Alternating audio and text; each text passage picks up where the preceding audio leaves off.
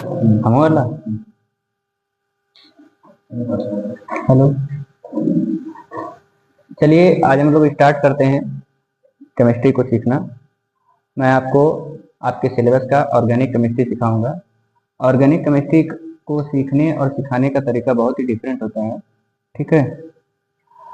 जैसे फिजिक्स है, केमिस्ट्री का भी डिफरेंट पार्ट है। जैसे फिजिकल केमिस्ट्री हो गया, इनऑर्गेनिक केमिस्ट्री हो गया, ऑर्गेनिक केमिस्ट्री हो गया, बायोलॉजी है, बॉटनी है, जियोलॉजी है। हर एक सब्जेक्ट को पढ़ने का एक अपना अलग तरीका होता है। तो आज मैं आपको आपके सिलेबस का ऑर्गेनिक केमिस्ट्री सिखाने जा रहा हूँ, ठीक।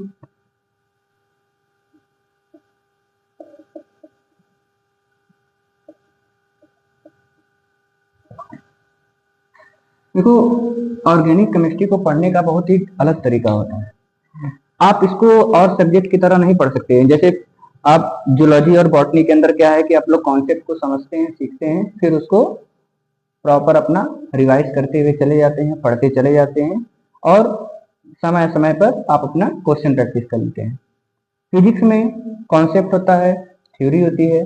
आप एक कॉन्सेप्ट को समझते हैं, फार्मूला याद करते हैं, फार्मूला याद करने के बाद आप उस पर क्वेश्चन अप्लाई करते हैं, क्वेश्चन अप्लाई करते हैं, डिफरेंट डिफरेंट क्वेश्चन प्रैक्टिस करते हैं और आप उसको सीखते हैं।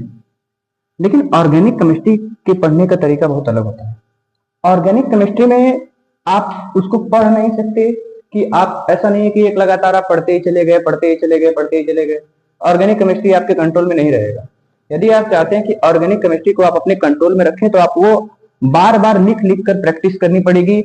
कोई भी रिएक्शन आता है, आप उस रिएक्शन को लिखिए, उस रिएक्शन को मन में बोलते रहिए, ठीक है। उस रिएक्शन को मन में बोलते हुए, लिखते हुए आप प्रैक्टिस करेंगे तो ऑर्गेनिक केमिस्ट्री आपको बहुत आसान लगेगा और बहुत लंबे समय तक याद रहेगा। ऑर्गेनिक केमिस्ट्री को जैसे सिखाते समय मैं आपको सिखा दूंगा, आप सीख भी जाएंगे, समझ भी जाएंगे, आपको सब कुछ आ जाएगा। लेकिन वही 1 महीने 2 महीने बाद आप रिएक्शन को भूलने लगेंगे। तो ऑर्गेनिक केमिस्ट्री में आपको रेगुलर प्रैक्टिस करने की जरूरत पड़ेगी और रेगुलर इसको देखते रहना पड़ेगा। थोड़ा थोड़ा थोड़ा थोड़ा करके आपको देखते रहना पड़ेगा। अब जैसे बढ़िया, अब जैसे अब हम बात करते हैं ऑर्गेनिक केमिस्ट्री के डिटेल के बारे में, ठीक है। तो एक और बहुत इंपॉर्टेंट बात है कि ऑर्गेनिक केमिस्ट्री में कोई क्लास 11th और क्लास 12th नहीं होता है। ऑर्गेनिक केमिस्ट्री में आपको पूरी चीजें सीक्वेंस से सीखनी पड़ेगी, समझनी पड़ेगी। एक चीज को बिना सीखे आप अगली चीज सीखने का प्रयास करेंगे, आपको बिल्कुल समझ में नहीं आएगा। और आप ऑर्गेनिक केमिस्ट्री को रटने का प्रयास करेंगे बिना समझे, तो वो रट नहीं पाएंगे, ठीक है। तो ऑर्गेनिक केमिस्ट्री को जो क्लास 11th और क्लास 12th में डिफरेंट डिफरेंट चैप्टर में बांटा गया है, लेकिन मेरा मानना है कि ऑर्गेनिक केमिस्ट्री में केवल 2 ही चैप्टर होते हैं। एक होता है बेसिक ऑर्गेनिक केमिस्ट्री, ठीक है। एक तो होती है, मार्कर नहीं चल रहा है ठीक से, दूसरा मार्कर, ठीक है। एक होता है basic organic chemistry, basic organic chemistry, ठीक है। और एक होता है इस ऑर्गेनिक केमिस्ट्री का रिएक्शन वाला पार्ट, ठीक है। इस ऑर्गेनिक केमिस्ट्री का रिएक्शन वाला पार्ट बेसिक ऑर्गेनिक केमिस्ट्री में सही। बेसिक ऑर्गेनिक केमिस्ट्री के अंदर हमें क्या पढ़ना होगा? सबसे पहले हमें शुरुआत करना पड़ेगा आईयूपीएसी नोमेनक्लेचर से। आईयूपीएसी के बाद हमें आइसोमेरिज्म आइसोमेरिज्म को देखना पड़ेगा। आइसोमेरिज्म के बाद हमें जीओसी, जीओसी शॉर्ट फॉर्म है, इसको कहते हैं हम लोग जनरल ऑर्गेनिक केमिस्ट्री। क्या कहते हैं? जनरल ऑर्गेनिक केमिस्ट्री, ठीक है। जनरल ऑर्गेनिक केमिस्ट्री जीओसी होता है। और उसके बाद हम लोग बेसिक रिएक्शन मैकेनिज्म को देखेंगे। किसको देखेंगे? बेसिक रिएक्शन मैकेनिज्म को। ये पोर्शन जो है, ये जो यूनिट देख रहे हैं ना, ये बेसिक ऑर्गेनिक केमिस्ट्री का पार्ट है। इसको सीखना बहुत इंपॉर्टेंट है। आप देखेंगे कि IUPAC, isomerism, GOC, basic reaction mechanism और हाइड्रोकार्बन, हाइड्रोकार्बन ये क्लास 11 के ऑर्गेनिक के चैप्टर्स हैं। इसको क्लास 11 में एनसीईआरटी ने लिखा है। फिर इसके बाद आपका, हालांकि मैं बेसिक ऑर्गेनिक केमिस्ट्री वाले पार्ट में मैं केवल इन्हीं 4 चैप्टर को रखता हूं, ठीक है। अब यहां से जब आप 4 चैप्टर बेसिक ऑर्गेनिक केमिस्ट्री का सीख लेते हैं, तो तो उसके बाद आता है रिएक्शन मैकेनिज्म वाला पार्ट। यानी रिएक्शन मैकेनिज्म वाले पार्ट में हम लोग क्या सीखेंगे, इन 4 टूल जो है हमारे पास, जो IUPAC, isomerism, BOC, reaction mechanism, इन 4 चीज का एप्लीकेशन हम इस रिएक्शन मैकेनिज्म में देखेंगे। कौन कौन सा चैप्टर हमें पढ़ना है रिएक्शन मैकेनिज्म में? सबसे पहला है हाइड्रोकार्बन, जो कि आपके क्लास 11 के सिलेबस में दिया गया है, हाइड्रोकार्बन। इसके बाद हमें पढ़ना है halo alkane, hello Erin, halo alkane and hello Erin, ठीक है। इसके बाद ये क्लास 12 से, अब यहाँ के क्लास 12 में दिया गया है, ये चैप्टर सब क्लास 12 में दिए रहेंगे।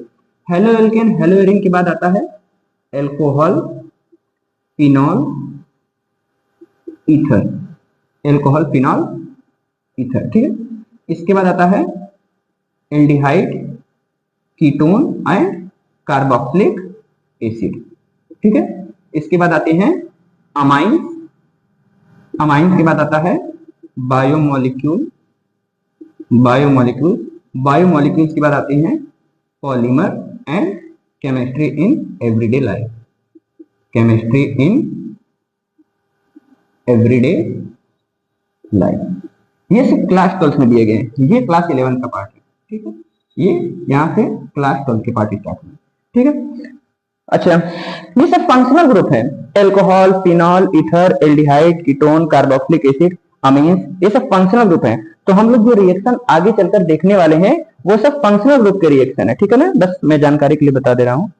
तो ये सारे ऑर्गेनिक केमिस्ट्री के रिएक्शन है। अब आप, बहुत सारे बच्चे हैं, बहुत सारे बच्चे जिनका ये पोर्शन बहुत ही वीक होता है, बहुत वीक होता है। और जब ये पोर्शन बहुत वीक होता है और क्लास 12 में ऑर्गेनिक यहीं से स्टार्ट होता है, तो सभी लोग यहाँ से सीखना चालू करते हैं।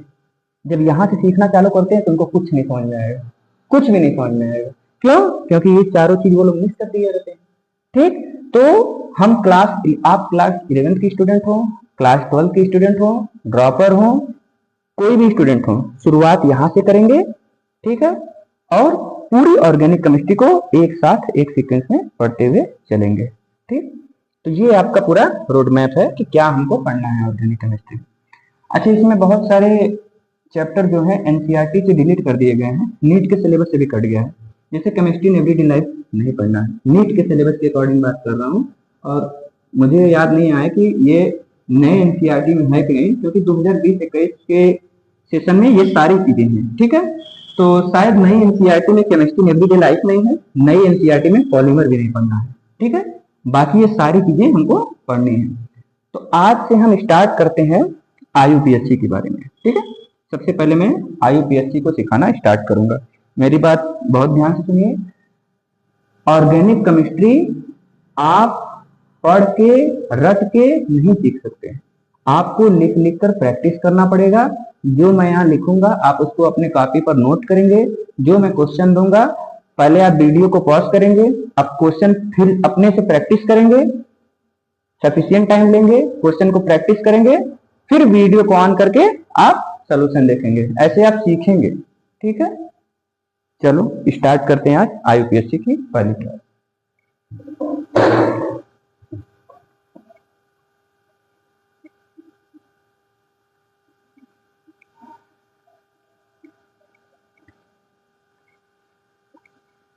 चलो आईयूपीएससी की पहली क्लास देखने से पहले मैं आपको थोड़ा और बेसिक चीज बताता हूँ। कोई भी केमिकल कंपाउंड होता है, ध्यान से सुनना, कोई भी केमिकल कंपाउंड जो होता है, ठीक है, कोई भी केमिकल कंपाउंड जो होता है वो दो टाइप का होता है। एक होता है, कोई भी केमिकल कंपाउंड जो है दो टाइप होता है, एक होता है ऑर्गेनिक कंपाउंड, ठीक है, एक होता है ऑर्गेनिक कंपाउंड, एक होता है इनऑर्गेनिक कंपाउंड, ठीक है। ऑर्गेनिक कंपाउंड किसे कहते हैं? ऐसा कंपाउंड जो कि लिविंग ऑर्गेनिज्म के अंदर देखने के लिए मिलता है, ठीक है। ऑर्गेनिक कंपाउंड जो होते हैं वो लिविंग ऑर्गेनिज्म के अंदर देखने के लिए मिलते हैं। लिविंग ऑर्गेनिज्म का मतलब जो जिनके अंदर जान होता है, जो सजीव होते हैं, ठीक है ना। तो केमिकल कंपाउंड कितने टाइप का होता है? दो टाइप का, एक होता है ऑर्गेनिक कंपाउंड, एक होता है इनऑर्गेनिक कंपाउंड, ठीक है।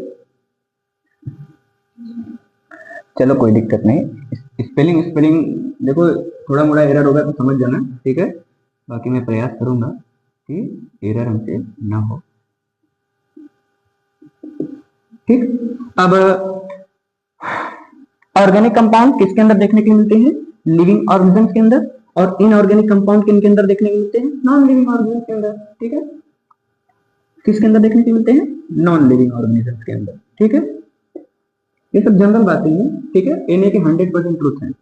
अब लिविंग ऑर्गेनिज्म के अंदर ऑर्गेनिक कंपाउंड पाते हैं। ऑर्गेनिक कंपाउंड का एग्जांपल क्या है? जैसे कार्बन हो गया, हाइड्रोजन हो गया, ये सब क्या है? ऑर्गेनिक कंपाउंड होते हैं, ठीक है। इनऑर्गेनिक कंपाउंड्स कौन से होते हैं? इनऑर्गेनिक कंपाउंड्स में जैसे आपके मिनरल्स हो गए। मिनरल्स क्या होते हैं? जो अर्थ क्रस्ट के अंदर से पाए जाते हैं। सोडियम है, मैग्नीशियम है, हजारों मिनरल्स हैं, ठीक है ना। तो जितने भी मिनरल्स होते हैं, ध्यान सुनना, जितने भी मिनरल्स होते हैं, गैसेस होते हैं, ठीक है, ये सब किसके अंदर आते हैं? इनऑर्गेनिक कंपाउंड्स के अंदर। और ऑर्गेनिक कंपाउंड्स के अंदर कार्बन हो गया, हाइड्रोजन हो गया, ये सब हो गया, ठीक है। देखो ऑर्गेनिक केमिस्ट्री के अंदर हम लोग बेसिकली किसकी बात करते हैं? कार्बन की बात करते हैं। किसकी बात करते हैं? कार्बन की। अब सवाल उठता है कि कार्बन के अंदर ऐसी कौन सी प्रॉपर्टी है कि पूरे ऑर्गेनिक केमिस्ट्री में जान लो कि ये इसी के ऊपर सारी चीज डिपेंड करती है, कार्बन और हाइड्रोजन के ऊपर। हाइड्रोजन तो अभी हम लोग ध्यान नहीं देते हैं, ध्यान हम लोग इस पर देते हैं कार्बन के ऊपर। अब सवाल उठता है कि कार्बन के अंदर ऐसा क्या है, कौन सी प्रॉपर्टी है, किस कारण कार्बन इतना ज्यादा डोमिनेंट होता है ऑर्गेनिक केमिस्ट्री के अंदर? तो वो कौन सी प्रॉपर्टी होती है? कैटिनेशन पावर, ठीक है ना। कैटिनेशन, कार्बन के अंदर हाईएस्ट कैटिनेशन पावर होती है। अब क्या होती है? कार्बन के अंदर हाईएस्ट कैटिनेशन पावर होती है, ठीक है ना, ठीक। कार्बन के अंदर हाईएस्ट कैटिनेशन पावर होती है, ठीक है। कैटिनेशन पावर क्या होती है? अब मैं यहां नोट करके लिखता हूं, ध्यान सुनना। कैटिनेशन पावर क्या होती है? कैटिनेशन पावर का मतलब होता है सेल्फ लिंकिंग टेंडेंसी, यानी अपने से जोड़कर रखने की टेंडेंसी। जो कार्बन का एक एलिमेंट होता है ना, उसके अंदर हजारों लाखों करोड़ों छोटे छोटे छोटे छोटे कार्बन के एटम्स होते हैं। एक एटम दूसरे एटम से जब जुड़ते हैं, ऐसे जुड़ जुड़कर वो एक लंबी सी चेन बना लेते हैं। इसी को कहते हैं सेल्फ लिंकिंग प्रॉपर्टी। सेल्फ का मतलब खुद से, यानी एक एटम दूसरे एटम से। लिंकिंग का मतलब होता है, लिंक का मतलब होता है जुड़ना।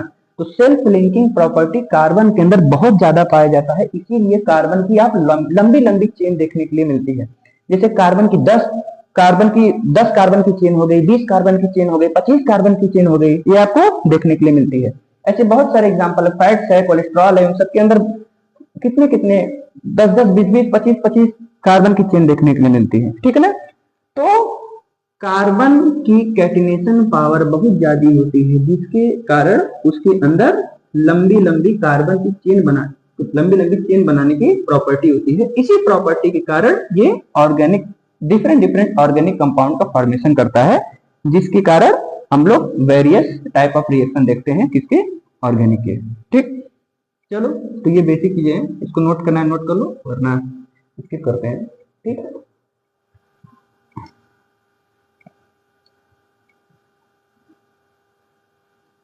अब हम लोग स्टार्ट करते हैं प्योर आईयूपीएससी। अब हम लोग स्टार्ट करते हैं प्योर आईयूपीएससी से। देखो, अब थोड़ा सा हिस्ट्री देख लो, सुन लो, वैसे जरूरी नहीं है, ठीक है। आईयूपीएससी का क्वेश्चन बनना चाहिए, ठीक है, इंपॉर्टेंट वो है, लेकिन थोड़ा मोड़ा थ्योरी है, जान लो। आईयूपीएससी जैसे वर्ल्ड में बहुत सारे साइंटिस्ट थे, ठीक है ना। तो हर एक देश की अपनी अलग अलग भाषा होती है। तो अलग अलग भाषा होने के कारण जो एक देश के साइंटिस्ट हैं दूसरे देश के साइंटिस्ट से जब आपस में कम्युनिकेट करते हैं अलग अलग केमिकल कंपाउंड और अलग अलग केमिकल रिएक्शन के लिए, तो उनको लैंग्वेज प्रॉब्लम होने लगती थी। जैसे कहीं पर फ्रेंच लैंग्वेज है, कहीं पर जर्मन लैंग्वेज है, कहीं पर इंग्लिश लैंग्वेज है, कहीं पर Urdu, various type of language है। तो एक कंट्री दूसरे कंट्री के साइंटिस्ट आपस में इजिली कम्युनिकेट नहीं कर पाते थे, जिस नाते एक अलग से बॉडी बनाई गई। उस बॉडी की खास बात यह है कि जितने भी वर्ल्ड के साइंटिस्ट हैं अलग अलग देश के, वो सब अपनी एक अलग से लैंग्वेज क्रिएट करेंगे, एक अलग से अपना पूरा मेथड क्रिएट करेंगे, और उस मेथड से सारे साइंटिस्ट उन चीजों को समझेंगे। तो different different chemical compound, different different organic chemical compound के नोमेनक्लेचर के लिए एक संस्था बनाई गई जिसका नाम है IUPAC। फुल फॉर्म क्या है? International union of pure and applied chemistry. ठीक है ना, मैं फुल फॉर्म नहीं लिखूंगा, ठीक है, बता दे रहा हूं, आप लोग लिख लीजिएगा, international union of pure applied chemistry. ठीक है, तो यही है वीडियो टॉपिक। ठीक है, तो स्टार्ट करते हैं। देखना, देखो थोड़ा हम लोग हिस्ट्री पे देखते हैं। ठीक है ना, एक बर्जीलियस एक साइंटिस्ट है ना, बर्जीलियस एक साइंटिस्ट है। उन्होंने क्या बताया? उन्होंने बताया कि आप कभी भी इनऑर्गेनिक कंपाउंड को ऑर्गेनिक कंपाउंड में कन्वर्ट नहीं कर सकते। ठीक है ना, देखो कुछ एनसीईआरटी जब आप पढ़ेंगे, ऑर्गेनिक केमिस्ट्री की एनसीईआरटी पढ़ेंगे, इन साइंटिस्ट का नाम देखने के लिए मिलेगा। ठीक है ना, इसीलिए मैं बस जिक्र कर दे रहा हूँ कि साइंटिस्ट जो थे उन्होंने क्या कहा था। ध्यान से सुनना, एक साइंटिस्ट थे जिनका नाम था बर्जीलियस। ठीक है ना, स्पेलिंग मिस हो सकती है, तो आप लोग मैनेज कर लीजिएगा, कंटेंट मिस नहीं होगा वो मैं गारंटी लेता हूँ। ठीक है, बर्जीलियस एक साइंटिस्ट थे। उन्होंने क्या कहा? उन्होंने कहा कि कभी भी इनऑर्गेनिक कंपाउंड से, कभी भी हम इनऑर्गेनिक कंपाउंड से ऑर्गेनिक कंपाउंड हम नहीं बना सकते। बर्जीलियस ने क्या कहा कि हम कभी भी इनऑर्गेनिक कंपाउंड से ऑर्गेनिक कंपाउंड का फॉर्मेशन नहीं कर सकते। ठीक है, इसके बाद एक साइंटिस्ट आए, वूलर। ठीक है, वूलर ने क्या कहा? वूलर साइंटिस्ट ने कहा कि नहीं, ये गलत है, हम इनऑर्गेनिक कंपाउंड से ऑर्गेनिक कंपाउंड बना सकते हैं, और उन्होंने बना के भी दिखाया। उन्होंने क्या